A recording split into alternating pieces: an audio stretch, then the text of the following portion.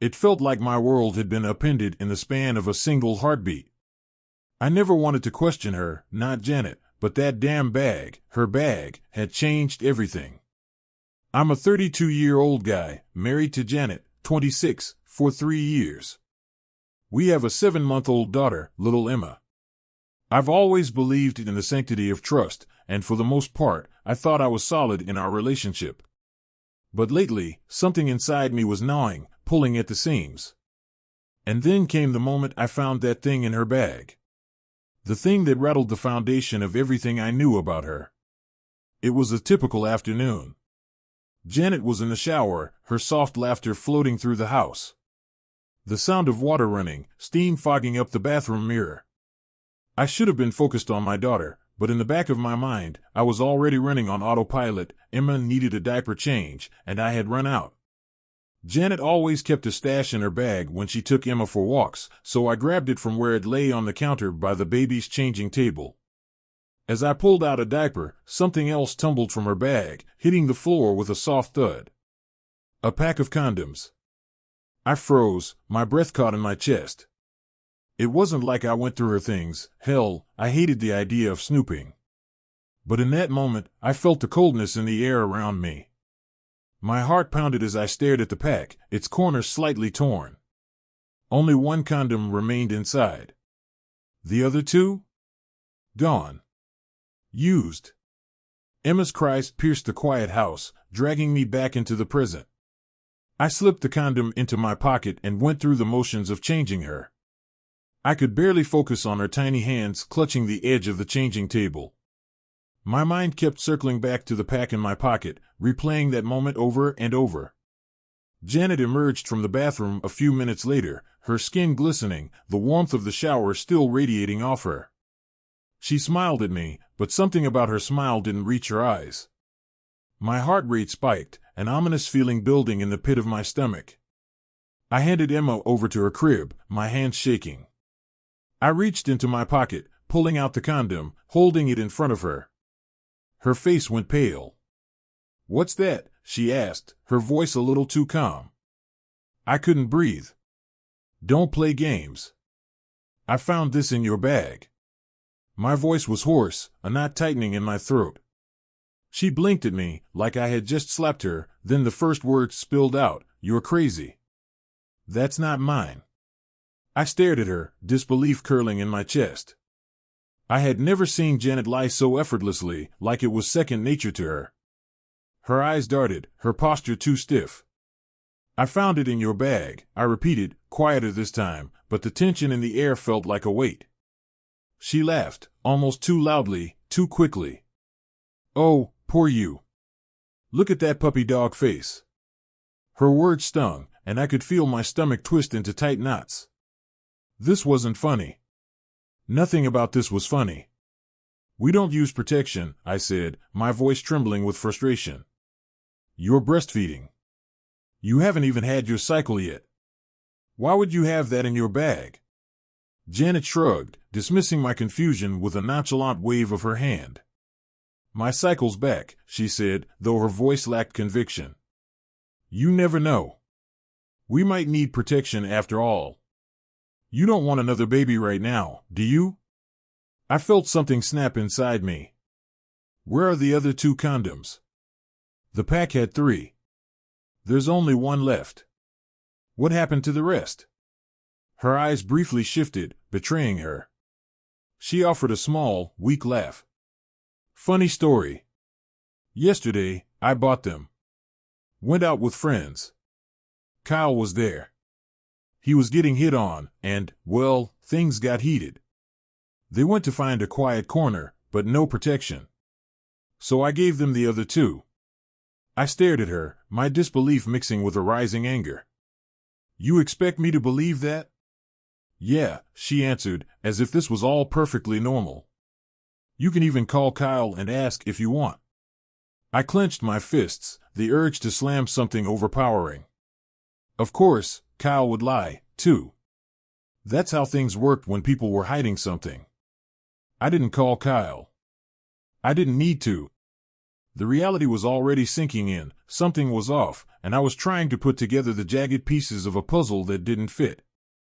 "Don't think I'm buying your bullshit," I muttered, more to myself than to her. Her face twisted into something ugly. "You think I'm cheating on you? After everything I've gone through?" Her voice cracked, and suddenly she was crying, clutching her stomach like it hurt. "I just had a baby, Ethan. I'm dealing with postpartum depression. And you're accusing me of this?" I was caught off guard by the intensity of her emotions, but I wasn't ready to give in. She curled up in bed later, the dark room thick with silence. The curtains were drawn tightly, and she refused to turn on the lights. Her face was shadowed, as if the very brightness of the world was too much for her. She barely ate, barely moved. I couldn't tell if she was grieving the loss of something between us, or if she was hiding something darker. Something worse. She stayed in that dark room, sobbing quietly, curling deeper into herself, while I sat on the edge of the bed, paralyzed by a fear that felt like it might swallow me whole. What was real? What had I missed? And why couldn't I make sense of any of this? The tension in the room was suffocating, and all I could do was watch, waiting for the next piece of this twisted puzzle to fall into place. Since the confrontation, I felt like I'm stuck in a fog, walking around with my mind replaying that moment over and over. The look on her face when I called her out on the condoms, the way she tried to laugh it off, like it was a joke. A cruel joke, at my expense. I've always been the one to apologize first after a fight, even when I wasn't fully in the wrong. That's how it goes, right? Women don't break the ice, no, you wait for them to soften and finally come to you. But this time I feel different. I won't apologize, not this time. She earned this distance, this silence between us. Asking her about the condoms wasn't a betrayal, it was me trying to hold on to something, trying to figure out why everything felt so wrong. I didn't deserve the gaslighting, the lies, the manipulation. And now, I'm left wondering if I missed the signs all along. Was this her game? Was this her escape, the excuse she had up her sleeve, ready to play it whenever things got tough? Postpartum depression, as if that's a blanket excuse for everything. For handing out condoms like party favors, like it was nothing. Honestly, sometimes I wonder if I could have done anything differently. Maybe, just maybe, I should have packed my own emergency condom in the diaper bag. Maybe I should have seen the red flags a mile away, those little signs that things were slipping. But then again, who would have imagined this? I wish I could say it's the first time, but truthfully, it feels like it's been building, like a storm brewing just under the surface. But let me take a step back. Maybe I should explain a bit more. Janet and I have known each other for over 6 years. I met her at a party, and she was stunning. The kind of woman who made everyone else disappear when she walked into a room. I couldn't stop staring at her all night. She was magnetic, full of life, and when we danced, I felt something shift. Like it was supposed to be us, like the universe had just clicked into place. And then I didn't even ask for her number. I wasn't a party guy, and I wasn't expecting to meet someone like her, someone so out of my league. But a week later, after a ton of hesitation, I sent her a message. I kept wondering if I was just another desperate guy in a sea of desperate guys, but to my surprise, she replied. "I should have asked for your number," she said. And from there, it was like everything fell into place. But looking back now, there were moments I should have questioned more. She was free-spirited, always doing things on her terms. A part-time job, no commitment, no responsibility. It should have been a red flag. I should have noticed that she didn't want to be tied down, ever. But I was so caught up in the idea of her, the idea of being with someone so vibrant, so alive, that I didn't think about the cost. We got married after 2 years, quietly, just us and a few close friends. Janet didn't want the grand wedding, just the money for a vacation. She wanted to see the world. So we did. We spent 15 days in Europe, a time I should have cherished, but instead, I felt like I was losing her in pieces. And then came the pregnancy. That was a shock. We didn't plan for it, didn't expect it. Janet panicked, wanted to end it, but I convinced her to keep the baby. I should have seen the fear in her eyes. The doubt. But I didn't. I saw a woman who was about to make a huge life change, and I was so eager to help her through it. The pregnancy was rough. Not just physically, but mentally. And I did everything to support her, even when she threw tantrums, even when she was frustrated with the life she had to give up. After our daughter was born, I could see the cracks forming. The exhaustion, yes, but it was more than that. She felt trapped, suffocated by the weight of motherhood. I tried everything to help her find herself again, therapy, a full-time nanny. I didn't want her to feel alone. But she kept pushing away. At first, I understood. I did. But 7 months later? After the condoms? No. I can't just pretend this is postpartum. I can't just let it slide. I've tried to dig for answers. Her phone. She guards it like it's a state secret. It's always near her, even when she sleeps. She keeps it under her pillow like I'm going to find something incriminating. If I asked her to see it, she'd flip. She'd accuse me of doubting her, of not trusting her. But damn it, I need the truth. If I don't find it, I don't know what I'll do. I don't know if she's ever going to confess. I don't know if I'm ready for that truth. It's like we're in this never-ending game of cat and mouse, and she's the cat, so much more clever, so much more skilled at lying, at deflecting. Maybe I need to get creative. A distraction? I've considered it. Maybe I can enlist the help of the baby, make her think she's busy, distracted. Maybe I can sneak a peek at her phone while she's preoccupied. Or maybe, just maybe, I'll spill something on her phone, pretend it's an accident. God, I hate myself for even thinking that, but it's like I'm running out of options. The thought of not knowing, of being kept in the dark, is unbearable. Then again, the more I think about it, the more I realize I've already been lied to for so long. Why am I even looking for the truth? Maybe she'll just keep playing this game. And I'll be stuck, running in circles, forever. I guess I should prepare for the worst. She might have everything planned. But me? I'm done playing the fool. The evening air hung heavy with tension as I scrolled through social media, trying to piece together a puzzle I wasn't sure I wanted to solve. My heart thudded in my chest, a steady drumbeat of dread. But then I saw it, her photo with Kyle, her best friend, a smile frozen in time.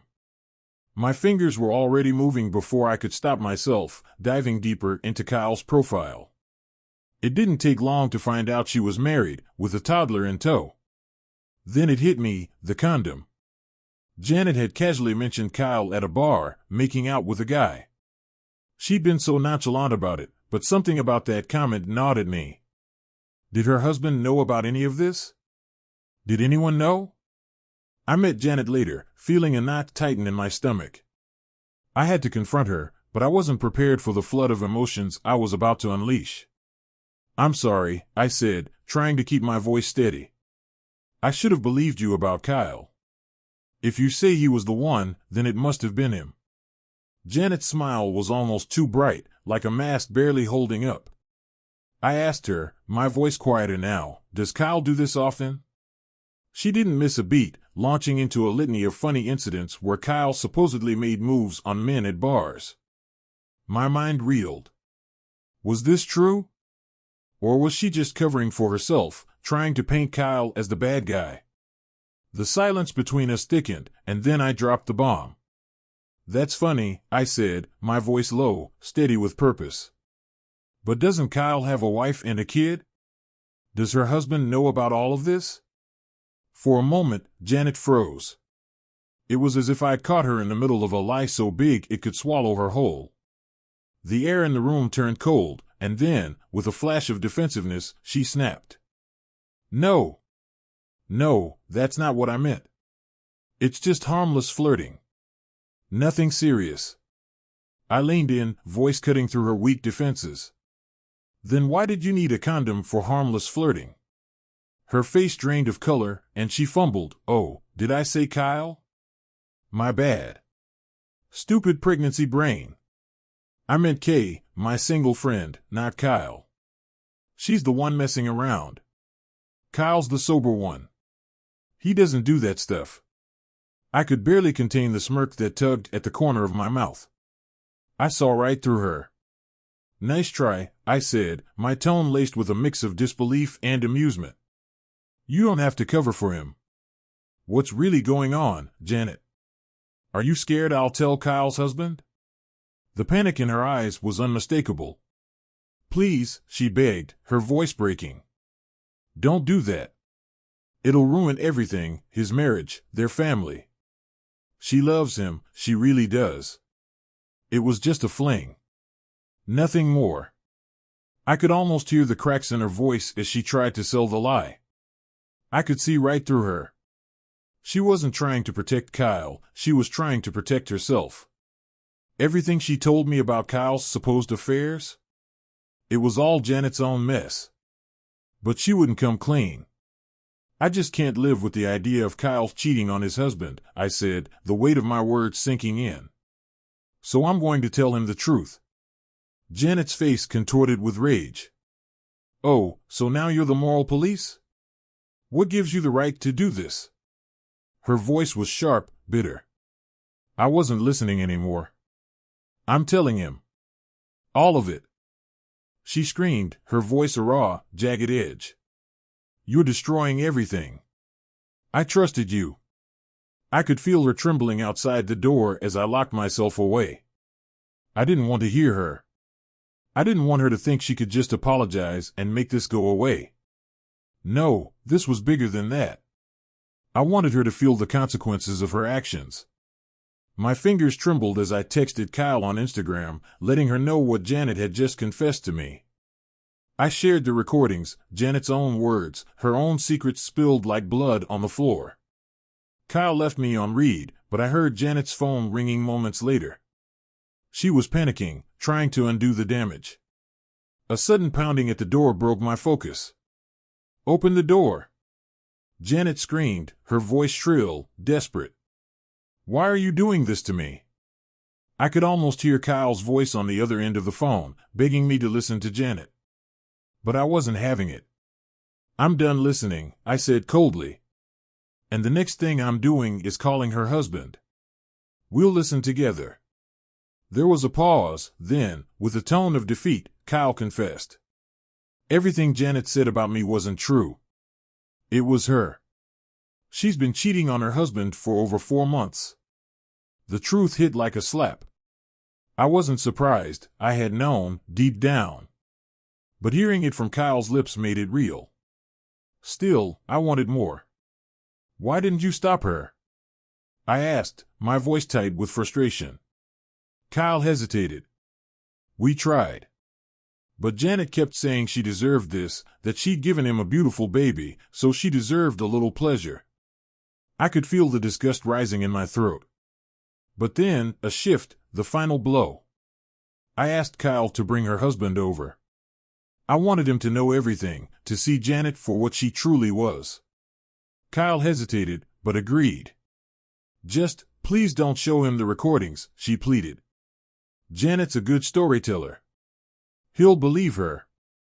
We don't want him to doubt her. I agreed, but I had my own plan. When Kyle arrived, I locked myself away in the room, listening to the chaos outside. The sound of their voices clashing, of accusations flying like sharp knives. And then, the moment I'd been waiting for. Janet confessed.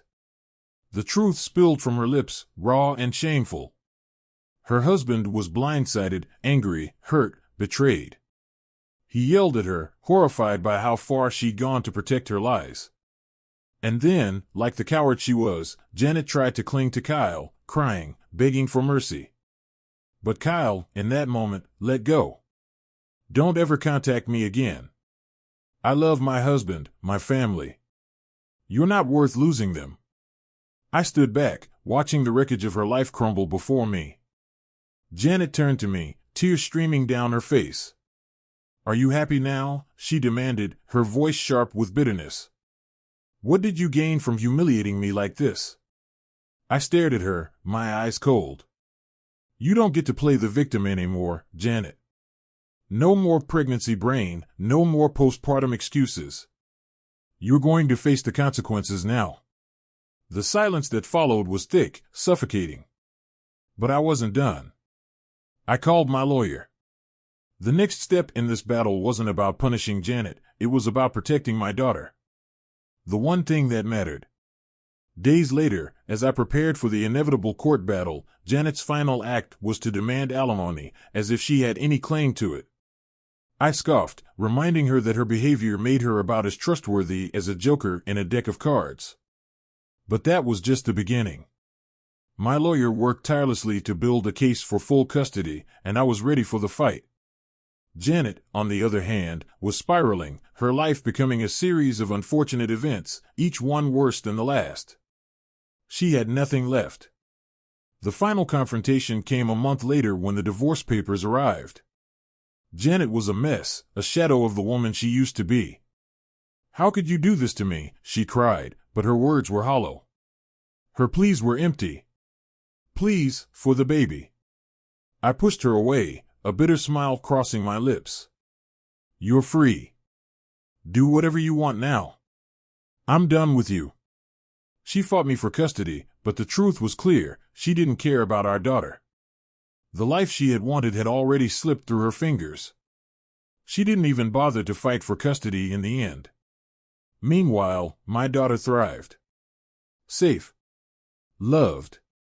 And most importantly, protected. As for Janet, her fall from grace was swift. She moved from couch to couch, her reputation crumbling with every step. She tried, and failed, to claim alimony, her bitterness fueling her every word. But that's the thing about karma, it doesn't rush. It moves at its own pace. And now, Janet had to face the consequences of her actions. She had gambled with everything, and now, she was left with nothing.